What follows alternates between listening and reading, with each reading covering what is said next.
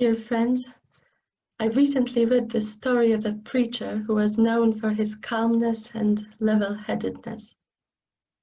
Of course, his closest friends knew that he too suffered moments of irritability and frustration.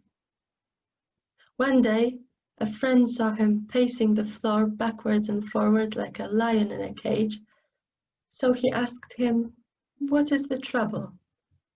And the preacher replied, "The trouble is that I'm in a hurry, but God isn't." This short story really spoke to me. In our fast food, drive-through, next-day delivery world, patience seems to be a lost art. But at the same time, as Christians, we are called to be patient, to wait on God, to be present in the moment, to be there for our loved ones and friends, even when the going gets tough. In the current situation, it feels like we have no control over our lives.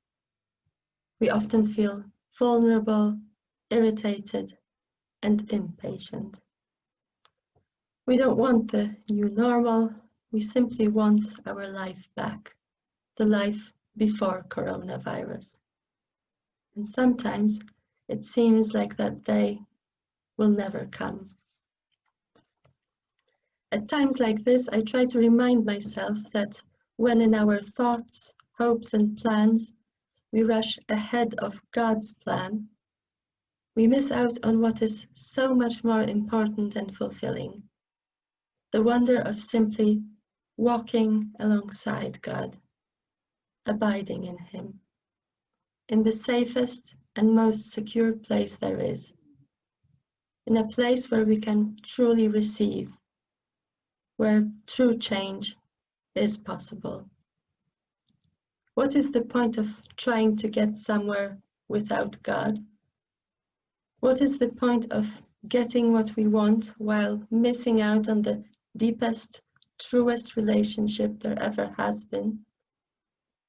In this time of uncertainty and transition, we can learn a new skill, to go at God's pace and stay as close to Him as possible.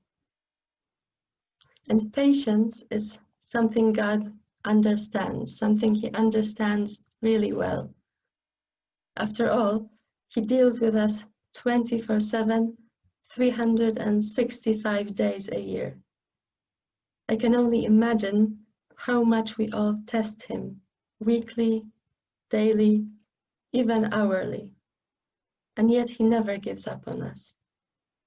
He has an endless supply of patience, and I'm sure He is willing to share some of it with us, with each and every one of us this week. Have a peaceful, prayerful week.